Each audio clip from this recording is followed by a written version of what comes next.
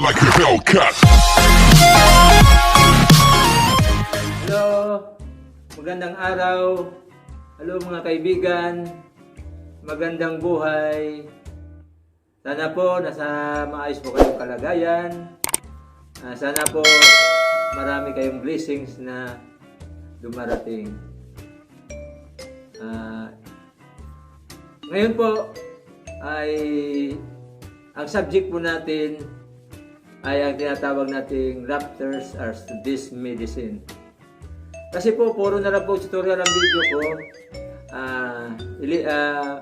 Ilipat na po natin sa kwentong bilyaran. Kwentong bilyaran ko po ay itong si Abner. Ito po si Abner ay isang cyclist. Magaling sa bisikleta. Sa Mindanao. Ngayon salita, mayroon pong paligsahan ng mga bisikleta, cyclist doon sa Cagayan de Oro papuntang Iligan City. Ang laki ng premyo, 50,000 ang premyo. Saka ang mananalo, dadalhin pa sa Europe para isali sa World Championship ng paligsahan natin. Ito, lahat ng mga sumasali, mga iba't ibang lugar sa Pilipinas, may Davao, may Jinsan, may Baguio, may Manila, may Cebu. Halos lahat ng syudad kasali nito. Pero itong Abner na to, dahil nabalita na magaling, kaya yung LGU, sinali sa LGU unit, sinali sa ron. Ngayon may coach pa nga siya. Sabi ng coach niya, Abner, kondisyon ka, malay mo mananalo ka. Ang sikreto niya, sabi ng coach niya, ang sikreto niyan, kumain ka na yung mga putas na maraming matubig dahil ang layo nun. Ang layo nung Cagayan at saka Iligan siguro nasa 98 kilometers kung itatakbo ng bus o sasakyan siguro mga 3 hours. Mga 3 oras po ang biyahe niya. Kaya sabi ng coach niya,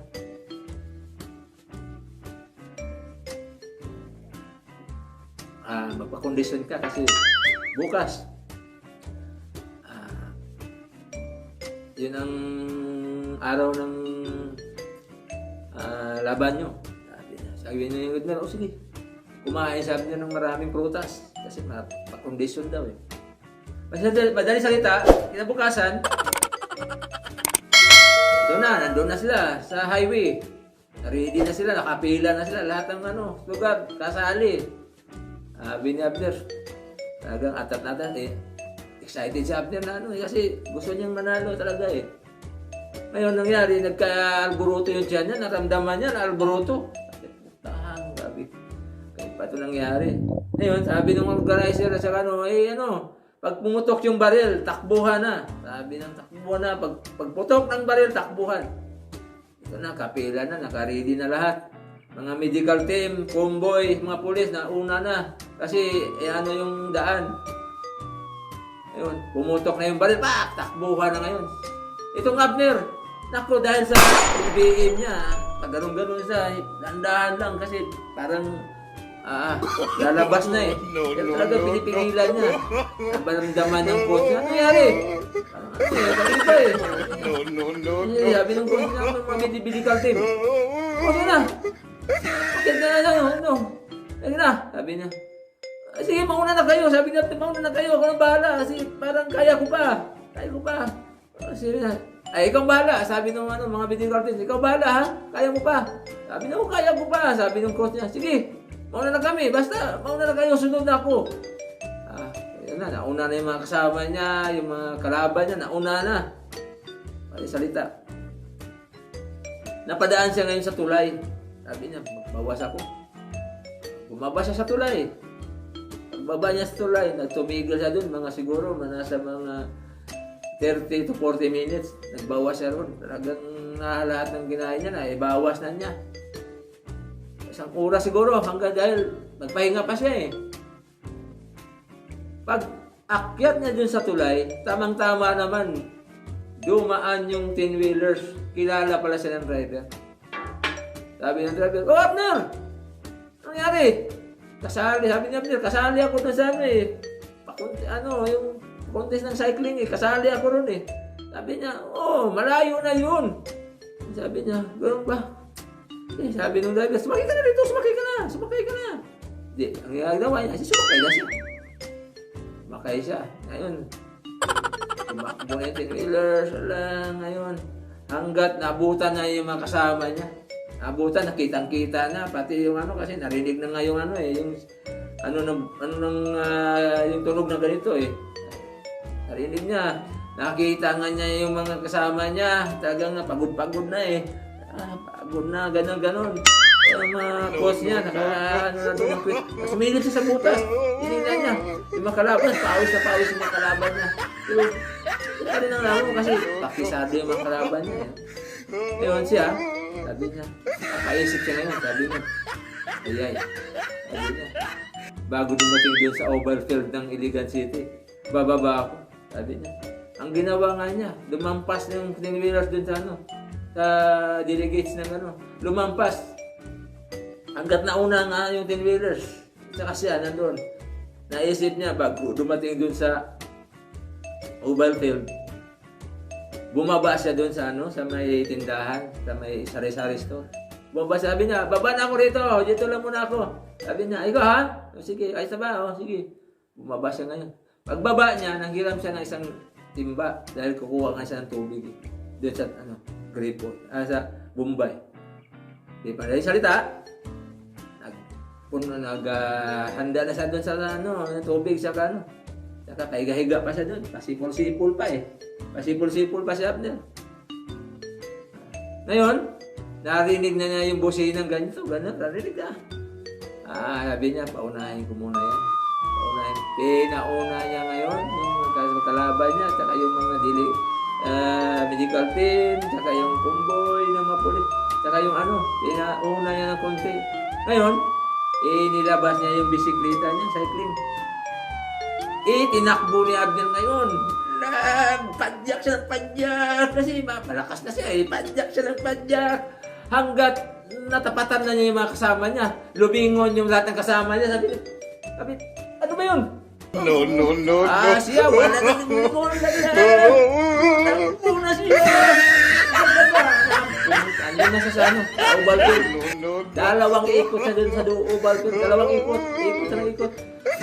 Ay, ako. Mga media nakatutok sa kanya, media, mga television, ano ba yun? Mga camera, pasta. Grabe nga, kislap ng mga camera, nakatutok sa kanya.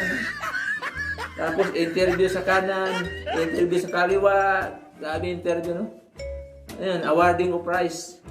Awarding ng prize, ibigay yung 50,000 in interview. Ano ba nangyari sa'yo? Ba't ang bilis mo? Ang galing mo? Dahil mabilis talaga yung sabi niya, bilis ng sinakyan kong bisikleta, bilis niya, sabi niya. No. Talagang pinaghandaan kong laban na to. May sakit ako. Talagang nasulit yung practice ko, sabi niya. Sabi nung head ng nag-organize doon, talagang sa Pilipinas yun. Club yun eh. Sabi niya, Abner, maghanda ka, sunod na buwan. Sasali kita sa Europe. Sabi niya, sige sir. Sabi niya, isip-isip niya. Ito nga. Bilay salita, nanalo siya. Siya ang nanalo. Tinanghal panalo. Nag-uwian. Umabot isang buwan. Pumunta na yung delegate sa kanya dahil isasali siya, dadalhin sa Manila eh. Ang ginawa niya, siniminto niya yung kita niya hanggang paa, siniminto niya. Talagang hindi sabi ng tatay niya, ano nangyari? Basta siniminto na natin to. Siniminto na. Dumating, nasaan si Abner? Yun po, nandiyan sa loob. Pinasok, sabi, ano nangyari? Saan, nahulog ako dyan sa punong bayabas. Kasi dyan, nahulog ako. No. Swerte. Nahulog, sabi niya. Pambihira ka naman. Sabi naman, may laban ka sa Europe. Nagawa ko, baling-bali ito. Wala tayong panalo. Sabi niya. Oh my God! Wow! Wala nagawa. Talagang yun second place. Second place. Ito, True to Life Story. Sana po yung tao na to mag-comment dyan. Sana po mag-comment yung tao na yan. Dahil sabi nung nagkwento na ito, True to Life Story. Hindi ko lang alam. Iniba ko lang yung mga situation. Iniba ko lang yung mga pangalan. Saka yung lugar. Iniba ko lang kasi parang nangyari ito na totoo daw nangyari. Sana po nagustuhan niyo po yung presentation ko. Saka yung basta po tandaan lagi, laughters are best medicine. Sana po mag-comment po kayo para po sa comment nyo lahat. Susunod na po yung susunod na video na Kwentong Bilyaran. Nasa inyo po ang kasagutan at permiso na gagawa ko ulit sa mga comment nyo po. Sana po magustuhan niyo po. Likes, comment, importante subscribe para po naman ganahan naman po ako gagawa ng mga video ulit ng mga ganitong video po. Sunod po mga tutorial billiard. Kaya po sinali ito dahil para hindi kayo maboring sa mga tutorial ko. Alam naman hindi ako magaling. Hindi ako magaling magturo, hindi ako magaling magkwento, pero pilitin kong magkwento para po sa inyo. Para po siya maghanap ako ng mga kwento na karapat-dapat na hindi po nakakasama sa tao, nakakasama sa kapwa. At ito lang po ay para po lang po maibsan ang mga kalungkutan natin, lalo na sa mga OFW, sa mga kapwa ko mga Pilipino na sa iba't ibang sulok na ba sa mundo. Sana po mag-enjoy po kayo sa aking video. Maraming salamat po sa inyong lahat. Bye-bye po. Bye-bye.